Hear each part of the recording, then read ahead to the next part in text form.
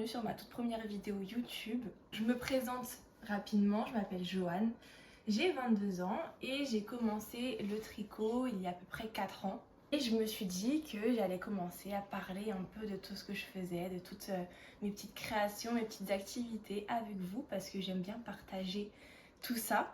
Donc ça sera une chaîne plutôt sur beaucoup de tricot parce que c'est vraiment ce que je fais le plus.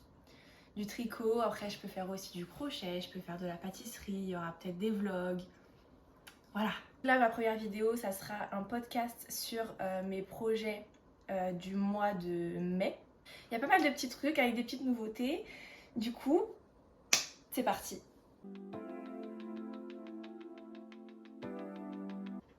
J'ai essayé de changer la luminosité, je sais pas si c'est bien. Bref. Du coup, mon premier projet terminé pendant ce mois de mai, c'est la camisole numéro 10 de My Favorite Things Knitwear. Je vais noter, vous aurez l'image là ou là, je sais pas. Parce que comme ça sera plus compréhensible pour tout le monde. Donc voilà, le projet terminé. Je l'ai tricoté pendant mes vacances. Il y a eu les jours fériés en début de mois. Du coup, je suis partie en vacances avec mes parents, voir de la famille à Biscarrosse. Et donc, j'ai eu le temps de travailler dessus. Je l'ai commencé là-bas, je l'ai fini là-bas. Je l'ai tricoté avec de la laine de chez Fil d'Art, Fil Origine. Il me reste seulement, c'est ça. En vrai, j'aurais pu la terminer pour faire un petit peu plus long. Mais je crois que j'étais trop pressée de le porter et du coup il est un petit peu trop crop. Mais il est assez long pour que je puisse le rentrer dans mes pantalons taille haute, du coup ça me va. Donc c'est la couleur terre battue pour ceux qui sont intéressés, d'ailleurs ça pend de partout. C'est du 100% coton et j'ai utilisé 4 pelotes et c'est 50 grammes pour 225 mètres. Donc au total il m'a coûté 28 € parce que c'est 7 € la pelote. Donc franchement, je suis hyper contente. Je suis hyper contente du travail. C'est la première fois que je faisais ce genre de construction ici. Je sais pas si vous allez bien voir au niveau des épaules. Donc on commence évidemment par tricoter le haut, le tour du col, puis on forme les épaules et les emmanchures et patati et patata. C'est un haut qui est vraiment hyper simple à faire. Il n'y a pas de complications ou quoi. C'est vraiment accessible aux débutants. Après, il faut forcément connaître les bases. Le deuxième projet que j'ai terminé au mois de mai, c'est un projet raté. Donc c'est la Snowbale Socks de Sandnes Garn. Elle n'est pas bloquée, elle est rien parce que je savais qu'elle était ratée dès que je l'ai finie. Et j'ai pas fait la deuxième, j'en ai fait qu'une. J'aime beaucoup le patron et les motifs qui sont dessus. J'aime beaucoup, mais le problème c'est que au niveau du rabattage des mailles ici, parce qu'on doit tricoter un rang envers ici, puis tricoter 10 rangs et les rentrer vers l'intérieur pour faire une doublure. Et après faire les franges, comme vous voyez sur le patron, faire les franges, sauf que au moment de faire ça, de faire ma doublure, j'ai un peu trop serré les mailles, ce qui fait que ça c'est, je suis au max là. Donc je ne peux pas rentrer mon pied à l'intérieur. Donc ça va pas servir à grand chose et le blocage ne va pas réparer ça. Peut-être qu'un jour, quand j'aurai l'envie de réparer mes erreurs, je vais défaire pour refaire. Mais pour l'instant, c'est pas au programme. Si vous voulez, je l'ai fait avec la Fil Baby Socks de Fil d'Art. C'est une laine 75% mérino et 25% polyamide qui coûte 5,30 € par pelote, 240 mètres et 50 grammes. C'est pas la meilleure laine pour les chaussettes, je dirais, mais c'est ce que j'ai trouvé dans la mercerie qui est à côté de chez moi et ça me va très bien en sachant que c'est seulement ma deuxième paire et qu'on est en été bientôt. Le projet suivant, c'est juste un accessoire, mais je vais vous montrer le haut que j'ai fait. Je l'ai fait plutôt en avril, mais comme ça vous allez comprendre. C'est le veste, wrap vest, je sais plus comment il s'appelle. J'ai le patron en papier ici. Voilà. Ils font plus de magazines. Avant, j'avais les magazines. Avant, il y avait les magazines avec tous leurs patrons. Là, c'est la collection de 2202. C'est la collection 2202. Et maintenant, ils le font plus.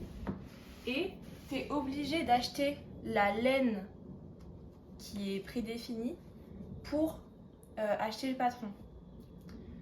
Donc je me retrouve un peu bloquée parfois parce que j'ai envie d'utiliser la laine que j'ai déjà en stock pour faire leur patron, mais je ne peux pas. Donc je sais pas ce que vous en pensez, mais moi ça, j'achète quand même, hein. Mais bon, je suis pas très fan. Donc le West Wrap que j'ai tricoté du coup en mandarin petit, la couleur c'est le 90-41, tenu avec un fil de Tinline et la couleur c'est 85-61. Voilà. Je ne l'ai pas encore bloqué parce que en fait le résultat il me va très bien comme ça et j'ai peur qu'en le bloquant il se détende un peu trop alors qu'en sachant que c'est la taille parfaite pour moi. Donc il se met comme ça, hein, j'ai pas mis de truc. Voilà, avec les petites high cords. Il est vraiment très mignon, c'est un super dos nu pour l'été, franchement ça c'est top. Donc je l'adore. Et il me restait du coup ça de laine, de mandarin petit et de Tinline. Donc je me suis dit que j'allais crocheter un petit accessoire avec. Donc ça c'est celui que j'ai fait en mai, au mois de mai. Donc c'est juste un petit bandeau qui se met dans les cheveux en crochet. Je l'ai réalisé sans patron, je l'ai fait en 1 heure à main levée. Après c'est pour ceux qui savent déjà un peu faire du crochet, c'est un peu plus facile. J'ai juste fait un rectangle comme ceci. J'ai mesuré à peu près sur en dessous de mes oreilles pour faire la chaîne. Donc j'ai fait un rectangle et puis après j'ai fait 3 doubles crochets plus 3 mailles en l'air, 3 doubles crochets, 3 mailles en l'air, ainsi de suite. J'ai coupé mon fil et j'ai fait des diminutions ici sur la bordure plus une chaînette pour fermer. C'est tout sur ce petit bandeau. Il n'y a pas grand chose à dire, mais je trouve que c'est une super manière d'utiliser ces fins de pelote en sachant que j'ai beaucoup, il m'en reste beaucoup, je ne sais pas quoi en faire de ça. Donc ça va rester encore dans mon stock pendant un moment. Mais c'est pas grave. Le 4e projet terminé. Bon ça j'ai un peu triché parce que c'est un projet que j'avais commencé en novembre 2023. Mais que j'avais pas terminé parce que j'avais pas la motivation de le faire. C'est un sac en crochet. Voilà, il n'est pas bloqué, il gondole de partout. Mais au moins vous avez le résultat. Donc voilà, un petit sac de plage. Pareil, j'ai pas utilisé de patron, j'ai fait vraiment à main levée. Je commence ici avec une chaînette, je fais des mailles serrées tout autour avec des engubentations en bout. Et après, je fais un peu comme du filet crochet, sauf qu'il n'y a pas de dessin. C'est juste un point filet, je sais pas du tout comment ça s'appelle les points en crochet, mais moi je l'appelle comme ça, avec des petits détails au milieu. Ensuite, j'ai fait la bordure avec les anses, vraiment tout simple. Donc je l'avais laissé de côté, j'avais déjà fait tout ça.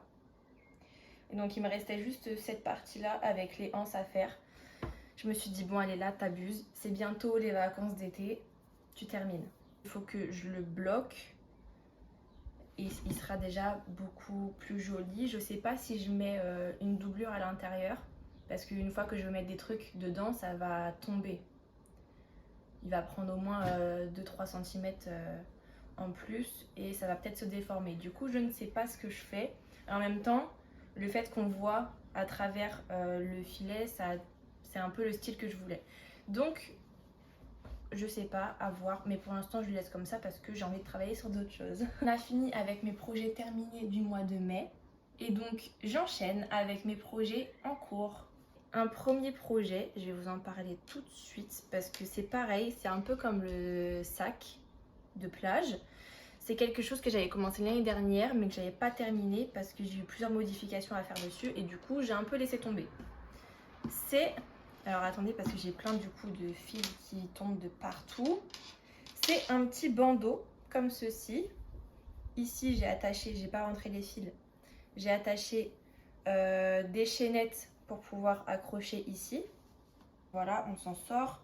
Donc ça va rendre ça. Et là, il ne me reste plus qu'à crocheter encore une toute petite partie derrière pour pouvoir faire une fermeture en lacet. J'ai aucun terme de crochet, mais vous voyez ce que je veux dire, j'espère. Et que des mailles serrées, donc c'est très long, parce que le fil n'est pas si gros que ça. La laine, c'est quoi? J'ai utilisé une laine de chez Plassard, c'est la Maldiva. C'est 65% coton et 35% lin, avec 130 mètres pour 50 grammes. J'aime bien, franchement le rendu il est top et au moins en maille serrée on voit pas du tout derrière, on voit pas du tout ce qu'il y a en dessous et donc c'est très bien parce que c'est un bandeau, le but c'est de le porter sans soutien-gorge, donc normalement ça devrait le faire si je l'ai réussi et si je l'ai terminé, mais je le fais de temps en temps, du coup c'est bien déjà. Franchement celui-ci j'ai du mal à me motiver à le faire. Je sais pas pourquoi. Ici en plus j'ai rajouté des petites perles. Je sais pas pourquoi, je les avais achetées un jour, je les ai jamais utilisées. Je me suis dit tiens il est bleu, c'est un haut d'été, allez je vais rajouter des perles. C'est mignon, je sais pas. Je le laisse de côté, j'espère le terminer bientôt. Et passons au projet en cours, celui sur lequel je travaille le plus en ce moment parce que je l'aime trop. C'est le Joe Sweater de November Knit. Et du coup, j'en suis à ça. Je l'ai bientôt terminé. Il me reste vraiment pas beaucoup. J'ai un restaurant dans 2 jours pour l'anniversaire de mon père. Et j'aimerais bien le terminer aujourd'hui pour le bloquer et qu'il soit sec pour mercredi soir. On est lundi matin. Je stresse. Là aujourd'hui je vais faire que de travailler dessus et encore, enfin il me reste pas beaucoup, du coup je pense qu'il va me rester 1 heure ou 2 de travail sur celui-ci avant de pouvoir le bloquer. Donc ça va le faire, mais c'est juste j'espère qu'il va être sec pour mercredi. Donc c'est une laine de Concept by Katia, c'est le modèle Athénéa et c'est de la couleur numéro 87. Donc c'est une laine 42% mérino extra fine, 40% coton mako et 18% cachemire. C'est une laine que j'ai trouvée en mercerie à Biscarrosse. Et même quand je suis en vacances, j'essaye de trouver des merceries un peu partout où je suis. Voilà, faut supporter d'être avec moi, hein, c'est difficile parfois. C'était vraiment hyper petit, il y avait juste un rayon de laine et c'était pas hyper bien rangé, mais bon, ça faisait le charme de la pièce. Et c'était plutôt du lin, du coton, de l'acrylique. Et c'est pas ce que je voulais, c'est pas ce que je cherchais. Et au milieu de toutes ces pelotes, j'ai trouvé le Saint Graal avec du cachemire à l'intérieur. Franchement, je ne saurais pas vous décrire à quel point c'est doux, mais c'est la laine la plus douce que j'ai touchée. J'ai déjà essayé sur ma peau directement pour voir la taille des manches, etc. si c'était nickel. C'est tellement doux, je ne le sens même pas sur le corps. Ça sera peut-être plus un pull à porter les soirs d'été, quand il fait un peu frais, vous sortez au restaurant. Parce que j'avoue qu'il tient chaud quand même. Faut pas le porter la journée quand il y a du soleil. Je tricote avec un seul fil de la laine. Et du coup ça fait qu'il est vraiment hyper léger. J'ai utilisé que 4 pelotes pour l'instant.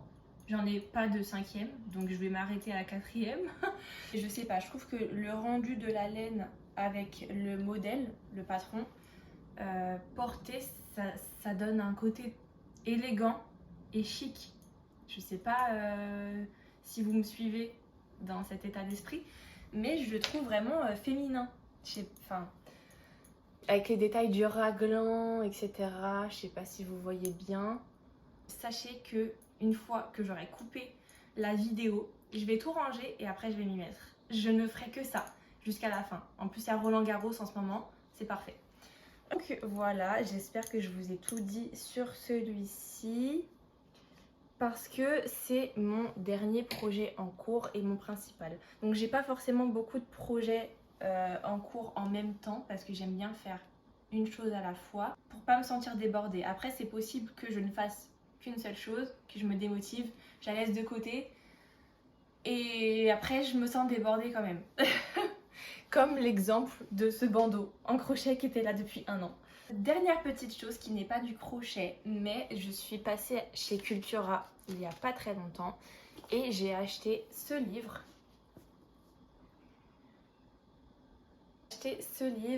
Pour pouvoir faire des petits origamis. C'est quelque chose que je voulais tester depuis un bon moment déjà, parce que je vais souvent chez Cultura, j'avoue. Moi j'ai choisi de prendre un peu le modèle fleuri. Voilà. Je me suis pas forcément intéressée au modèle qu'il proposait, même s'il y a 2-3 trucs, c'est plutôt mignon. Mais j'ai plutôt regardé des tutos YouTube et pour l'instant j'ai fait ce petit signe. Je sais pas si vous allez bien voir avec moi derrière. On voit que j'ai fait plein de traces partout et que c'est un peu cochon.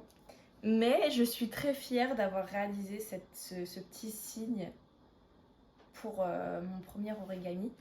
Ensuite, j'ai fait 2 fleurs de lys, comme ceci. J'ai pour ambition peut-être d'en faire plus.